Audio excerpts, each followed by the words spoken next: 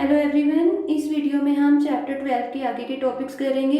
इस वीडियो को करने से पहले फर्स्ट पार्ट की वीडियो कर लेना, तभी आपका चैप्टर कवर होगा। तो पहला हमारा टॉपिक है रेट्रोस्पेक्टिव सैंक्शंस। रेट्रोस्पेक्टिव सैंक्शंस मतलब बैक डेट में सैंक्शंस। तो जो ऐसे मैटर्स होते हैं जैसे पे को रिवाइज करना या कंसेशंस को ग्रांट करना, तो इन मैटर्स में रेट्रोस्पेक्टिव सैंक्शंस नहीं दी जाती। तो आपको ये याद रखना है कि रेट्रोस्पेक्टिव सैंक्शंस कब नहीं दी जाती, अगर पे रिवाइज करनी होती है या कंसेशंस का ग्रांट करना होता है। लेकिन कुछ सर्कमस्टांसिस में ये कर देते हैं, लेकिन तब मिनिस्ट्री ऑफ फाइनेंस का अप्रूवल लेना ज़रूरी होता है। यानी कि मिनिस्ट्री ऑफ फाइनेंस के अप्रूवल के साथ हम इन मैटर्स में भी रेट्रोस्पेक्टिव सैंक्शन दे सकते हैं। अगर कोई सैंक्शन है जिसका इफेक्ट रेट्रोस्पेक्टिव है, यानी कि बैक डेट से उसका इफेक्ट होगा, तो वो जो चार्ज है वो ड्यू कब होगा, उससे रिलेटेड जो चार्जेस हैं वो ड्यू कब होंगे, जब सैंक्शन हो जाएगी। यानी कि सैंक्शन होने के बाद ही वो चार्ज ड्यू होगा, उससे पहले नहीं होगा। ये पॉइंट भी आपको ध्यान रखना है। अगर प्रोविडेंट फंड की एडवांस की कोई सैंक्शन है या फिर उसके पार्शियल विड्रॉल की सैंक्शन है, तो वो लैप्स हो जाती है 3 महीनों बाद। यानी कि अगर आज कोई सैंक्शन की गई प्रोविडेंट फंड की एडवांस की, तो आज से 3 महीनों के बाद वो लैप्स हो जाएगी। तो आपको ये ध्यान रखना है, इम्पोर्टेंट है। ये वाला रूल कब नहीं अप्लाई होता, अगर उस सैंक्शन में पहले से मेंशन है कि क्या एक्सपायरी डेट है इस सैंक्शन की, या फिर अगर जो विड्रॉल है वो इंस्टॉलमेंट्स में किया जा रहा है, तब ये वाला रूल अप्लाई नहीं होता कि सैंक्शन 3 महीनों बाद लैप्स हो जाएगी। Next is refund of revenue. जब भी किसी रेवेन्यू को रेमिट किया जाता है, यानी कि माफ किया जाता है, तो उसे एज रिफंड नहीं कंसीडर किया जाता। आपको ध्यान रखना है कि कभी भी रेवेन्यू का रेमिट करती है जब गवर्नमेंट, तो उसे एज रिफंड नहीं लिया जाता, बल्कि एज रिडक्शन ऑफ डिमांड्स लिया जाता है। ये इंपॉर्टेंट है बहुत ज़्यादा कि जब भी रेवेन्यू को माफ किया जाएगा उसे as reduction of demands consider किया जाता है, रिफंड नहीं ट्रीट किया जाता। और इसे एक्सपेंडिचर की फॉर्म में भी नहीं लिया जाता कि अगर डिपार्टमेंट जब भी कोई अप्रोप्रिएशंस या ग्रांट्स लेती हैं तो उसके अंडर इसे एज एक्सपेंडिचर शो नहीं कर सकती। अगर रेवेन्यू को किसी रॉन्ग हेड में क्रेडिट कर देते हैं, तो जो अथॉरिटी इसके लिए कॉम्पिटेंट होती है वो ही रिस्पॉन्सिबल होती है इसे वापस लाने में। अगर कोई ऑफिसर है, उसकी प्रॉपर्टी का लॉस हुआ है किसी भी वजह से, किसी नेचुरल कैलेमिटी की वजह से या फिर किसी एक्सीडेंट की वजह से, तो गवर्नमेंट उसे कंपेंसेशन नहीं देती। आपको ध्यान रखना है कि किसी गवर्नमेंट ऑफिसर का अगर कोई लॉस हुआ है प्रॉपर्टी का, तो चाहे वो नेचुरल कैलेमिटी की वजह से हुआ हो या एक्सीडेंट की वजह से हुआ हो, तो गवर्नमेंट उसे कंपेंसेशन नहीं देती। लेकिन कुछ एक्सेप्शनल केसेस में दे देती है, तब मिनिस्ट्री ऑफ फाइनेंस का अप्रूवल लेना ज़रूरी होता है। यानी कि अगर मिनिस्ट्री ऑफ फाइनेंस अप्रूव करेगी तभी कंपेंसेशन दिया जाएगा, वरना कंपेंसेशन नहीं दिया जाता। ये इंपॉर्टेंट है, ध्यान रखना। Next is public debt. Public debt क्या होता है, जो गवर्नमेंट अपनी सिक्योरिटीज इशू करके पब्लिक से पैसा लेती है उसे पब्लिक डेट बोलते हैं। तो उस पैसे को कौन मैनेज करता है, RBI, reserve bank of India. यानी कि गवर्नमेंट जब भी अपनी सिक्योरिटीज इशू करती है, तो जो पब्लिक डेट उसके पास आता है उसे मैनेज कौन करता है, RBI. Next is GFR 20। GFR 20 क्या है, एक रजिस्टर है जिसमें पीएलआई का प्रीमियम रिकवर किया जाता है। मतलब रजिस्टर है, उसमें देखा जाता पीएलआई की जो प्रीमियम की रिकवरी होती है उसको मेंटेन किया जाता है। पीएलआई मतलब पोस्टल लाइफ इंश्योरेंस, और इसे मेंटेन कौन करता है, ड्रॉइंग ऑफिसर।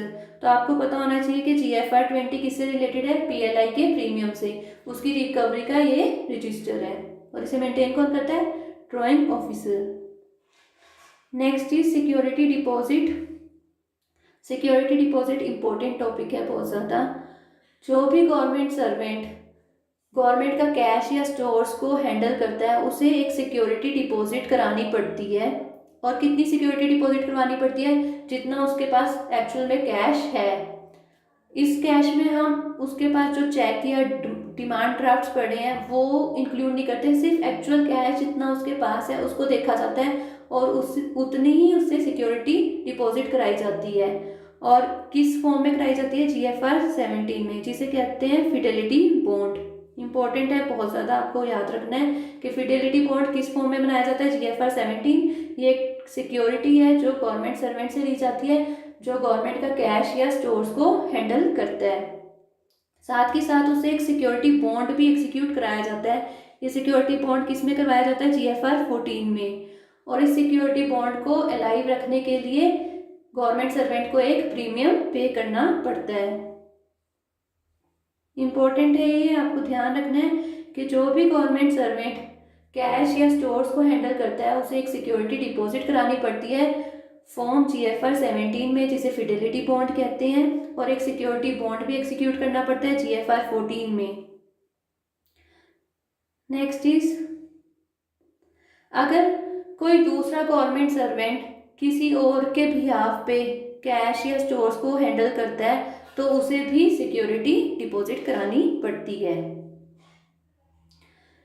जो एडमिनिस्ट्रेटर है मिनिस्ट्री या डिपार्टमेंट का, और ऐसे Indian audit and accounts department के केस में कैग, वो क्या है, कुछ शॉर्ट पीरियड के लिए एग्जेम्पशन दे सकते हैं अपने ऑफिशियल को, यानी कि किसी गवर्नमेंट सर्वेंट को वो एग्जेम्पशन दे सकते हैं कि वो सिक्योरिटी डिपॉजिट ना कराए। किन केसेस में? अगर उन्हें लगता है कि कोई रिस्क इन्वॉल्व नहीं है और उस ऑफिशियल की जो टाइम पीरियड है वो 4 महीनों तक है, यानी कि 4 महीनों से ज़्यादा उसने ये काम नहीं करना, तब जो कैग है या एडमिनिस्ट्रेटर है एग्जेम्पशन दे सकता है। तो ये इंपॉर्टेंट है, आपको ध्यान रखना है कि अगर कैग को लगता है कि कोई रिस्क इन्वॉल्व नहीं है और उस ऑफिशियल का जो पीरियड है वो 4 महीनों तक है, उससे ज़्यादा नहीं है, तब वो उसे एग्जेम्पशन दे सकता है सिक्योरिटी डिपॉजिट करने से। अब कुछ गवर्नमेंट सर्वेंट्स हैं जिनके पास एग्जेम्पशन होती है कि उन्हें सिक्योरिटी डिपॉजिट नहीं करानी पड़ती। देख लेते हैं किन किन को नहीं करानी पड़ती। जो डिपार्टमेंट का लाइब्रेरियन होता है या लाइब्रेरी स्टाफ होता है उन्हें, जो गवर्नमेंट व्हीकल के ड्राइवर्स होते हैं उनको भी नहीं करानी पड़ती, या ऐसे ऑफिशियल्स जिनके पास कस्टडी होती है ऑफिस फर्नीचर की, स्टेशनरी की, अगर हेड ऑफ ऑफिस को उनके ऊपर ट्रस्ट है कि हेड ऑफ ऑफिस को लगता है कि हाँ ये बंदा ठीक है, तो उसे भी सिक्योरिटी डिपॉजिट नहीं करानी पड़ती। और अगर स्टोर्स में जो सामान है वो ज़्यादा वैल्यू का नहीं होता तब भी सिक्योरिटी डिपॉजिट नहीं करानी पड़ती। तो किस किस को सिक्योरिटी डिपॉजिट नहीं करानी पड़ती? जो डिपार्टमेंट का लाइब्रेरियन होता है यानी कि library staff, drivers government vehicle के, या ऐसे सर्वेंट जो, ऐसा गवर्नमेंट सर्वेंट जो ऑफिस का फर्नीचर या स्टेशनरी को हैंडल कर रहा है लेकिन जो उसका हेड है, हेड ऑफ ऑफिस, उसे लगता है कि हाँ उस कोई रिस्क इन्वॉल्व नहीं है, और अगर स्टोर्स की जो वैल्यू है सामान की वो ज़्यादा नहीं है तब सिक्योरिटी नहीं ली जाती। अब सिक्योरिटी की रिटेंशन कितने पीरियड के लिए होती है? जैसे ही गवर्नमेंट सर्वेंट अपनी पोस्ट को वेकेंट करता है, उसकी पोस्ट को छोड़ता है, तो उसके 6 महीनों तक सिक्योरिटी डिपॉजिट रखी जाती है। और जो सिक्योरिटी बॉन्ड होता है उसे परमानेंटली रखा जाता है, लेकिन अगर लगता है कि इसकी ज़रूरत नहीं है तो उसे फर्दर नहीं रखा जाता। तो आपको ध्यान रखना है कि जो सिक्योरिटी है उसको रिटेन कितने पीरियड के लिए किया जाता है। जैसे ही वो गवर्नमेंट सर्वेंट जो कैश या स्टोर्स को हैंडल कर रहा था, जिसने सिक्योरिटी डिपॉजिट करा रखी थी, जैसे ही वो अपनी पोस्ट को छोड़ता है उसके 6 महीनों तक सिक्योरिटी डिपॉजिट रखी जाती है।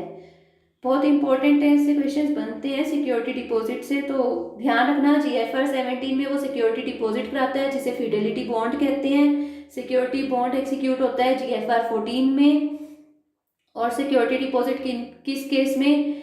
कैग एग्जेम्प्ट कर देता है अगर उसे लगता है कोई रिस्क इन्वॉल्व नहीं है, या फिर जो ऑफिशियल है उसकी जो टाइम पीरियड है वो 4 महीनों तक है, उससे ज़्यादा नहीं है, यानी कि शॉर्ट पीरियड के लिए वो एग्जेम्पशन दे सकते हैं। और कितने टाइम पीरियड के लिए रिटेन कर रही जाती है सिक्योरिटी? 6 महीनों तक।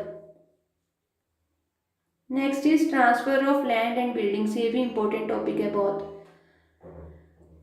गवर्नमेंट की जो लैंड या प्रॉपर्टी होती है उसे अगर बेचना होता है तो पहले गवर्नमेंट की सैंक्शन लेनी पड़ती है, यानी कि गवर्नमेंट की सैंक्शन लिए बिना गवर्नमेंट की लैंड या प्रॉपर्टी को बेच नहीं सकते। जब भी गवर्नमेंट की कोई लैंड या प्रॉपर्टी को बेचा जाएगा तो गवर्नमेंट का सैंक्शन लेना जरूरी होता है। अगर कोई यूनियन टेरिटरी की लैंड है, उसे सेंट्रल गवर्नमेंट का कोई डिपार्टमेंट लेता है, यानी कि जब यूनियन टेरिटरी की जो लैंड का ट्रांसफर किसी सेंट्रल गवर्नमेंट के डिपार्टमेंट को किया जाता है तो किस बेसिस पे किया जाता है? No profit and no loss basis पे, यानी कि तब कोई प्रॉफिट भी नहीं कमाया जाता, ना ही कोई लॉस बियर किया जाता। तो आपको ध्यान रखना है, जब भी यूनियन टेरिटरी की कोई लैंड सेंट्रल गवर्नमेंट के डिपार्टमेंट को ट्रांसफर की जाती है तो वो, या सेंट्रल गवर्नमेंट की कोई लैंड यूनियन टेरिटरी को ट्रांसफर की जाती है तो no profit and no loss basis पे की जाती है। ऐसे ही अगर गवर्नमेंट का एक डिपार्टमेंट दूसरे डिपार्टमेंट को कोई लैंड ट्रांसफर करता है तो वो भी no profit and no loss basis पे होती है, यानी कि कोई प्रॉफिट एंड कोई लॉस बियर नहीं किया जाता। आपको ध्यान रखना है, जब भी एक डिपार्टमेंट से दूसरे डिपार्टमेंट को कोई लैंड ट्रांसफर की जाती है तो no profit and no loss basis पे होगी, यानी कि जब अगर कोई गवर्नमेंट का डिपार्टमेंट दूसरे डिपार्टमेंट को ट्रांसफर कर रहा है लैंड, तो उस लैंड की वो कॉस्ट उससे ले लेता है, या फिर वो म्यूचुअली एक एग्रीमेंट कर लेते हैं जिससे इक्वल वैल्यू की लैंड वो एक दूसरे में एक्सचेंज कर लेते हैं। मतलब कोई प्रॉफिट या लॉस का उसमें मैटर नहीं आता, ना ही कोई प्रॉफिट कमाया जाता, ना ही कोई लॉस बियर किया जाता। बट अगर उस लैंड पे कोई बिल्डिंग या सुपर स्ट्रक्चर अगर खड़ा है और उसे ट्रांसफर कर रहे हैं, यानी कि बिल्डिंग या किसी और स्ट्रक्चर को जब ट्रांसफर किया जाता है एक डिपार्टमेंट से दूसरे डिपार्टमेंट में, तब क्या चार्ज किया जाता है? उस बिल्डिंग की जो प्रेजेंट डे कॉस्ट होगी माइनस डेप्रिसिएशन। तो आपको ये ध्यान रखना है कि एक डिपार्टमेंट दूसरे डिपार्टमेंट को जब कोई बिल्डिंग ट्रांसफर करता है तो उससे उसकी प्रेजेंट कॉस्ट माइनस डेप्रिसिएशन लेता है। अब ये बिल्डिंग की कॉस्ट के प्रेजेंट डे कॉस्ट कितनी है उसे वैल्यूएट कौन करता है? उससे वैल्यूएट कौन करेगा? CPWD, यानी कि CPWD से उस बिल्डिंग की वैल्यूएशन कराई जाती है कि प्रेजेंट डे कॉस्ट क्या बनेगी इसकी, और फिर उससे डेप्रिसिएशन माइनस किया जाता है, फिर चार्ज किया जाता है एक डिपार्टमेंट से दूसरे डिपार्टमेंट को। तो आपको ये ध्यान रखना है, बहुत इंपॉर्टेंट है। लेकिन अगर गवर्नमेंट का कोई डिपार्टमेंट अगर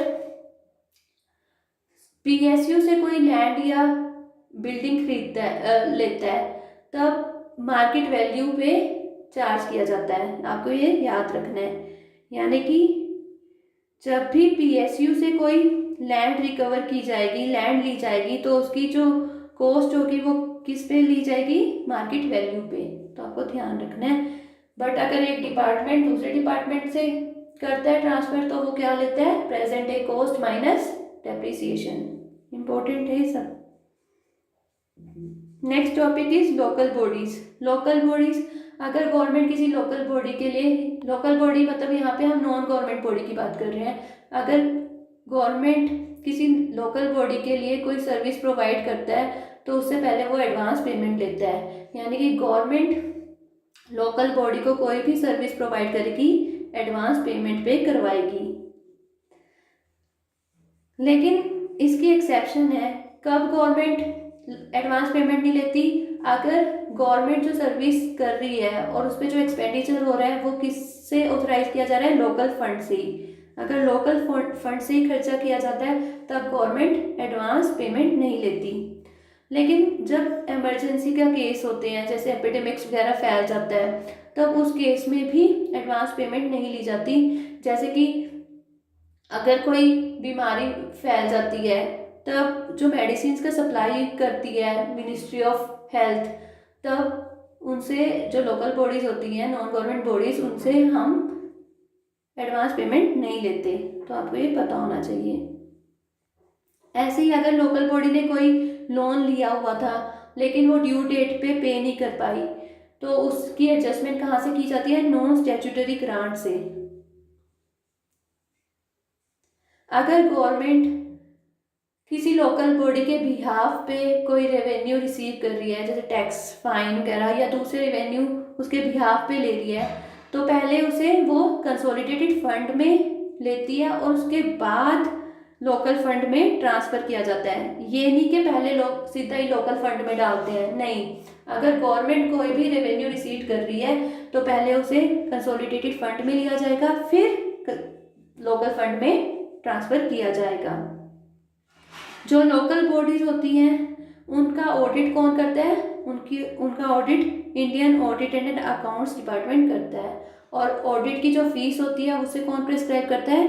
गवर्नमेंट करती है इन कंसल्टेशन विद कैग। तो आपको ये पता होना चाहिए।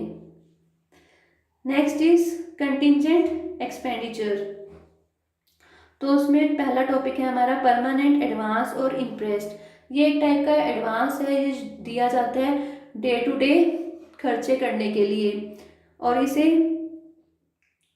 ग्रांट कौन करता है? जो डिपार्टमेंट का हेड होता है, head of the department in consultation with internal finance wing. तो head of the department in consultation with internal finance wing permanent advance को ग्रांट करता है। जो परमानेंट एडवांस है वो मैक्सिमम कितना हो सकता है? इसकी सीलिंग होती है 5000, और कंटिजेंट चार्जेस पे एट अ टाइम 2000 मैक्सिमम खर्च सकते हैं। आपको ये पता होना चाहिए। वैसे हम ये रिसीट एंड पेमेंट में कवर करेंगे, थोड़ा सा मैंने बता दिया अभी भी कि जो परमानेंट एडवांस है उसकी मैक्सिमम सीलिंग कितनी होती है? 5000 रुपीज़। कंटिजेंट एक्सपेंडिचर के लिए जो एडवांस दिया जाता है उसे सैंक्शन कौन करता है? हेड ऑफ ऑफिस करता है। और ये किस लिए होता है कंटिजेंट एक्सपेंडिचर? जो ऑफिस की मैनेजमेंट के खर्चे होते हैं डे टू डे, वो होते हैं कंटिजेंट एक्सपेंडिचर। और इनका जो बिल होता है उसे कब सबमिट करना पड़ता है? जैसे एक्सपेंडिचर किया उसके 15 दिन के अंदर अंदर ऑफिशियल को सबमिट करना पड़ता है। तो आपको ये पता होना चाहिए जो कंटिजेंट बिल होता है, कंटिजेंट एक्सपेंडिचर का बिल होता है, उसे कब सबमिट करना पड़ता है? 15 डेज के अंदर अंदर।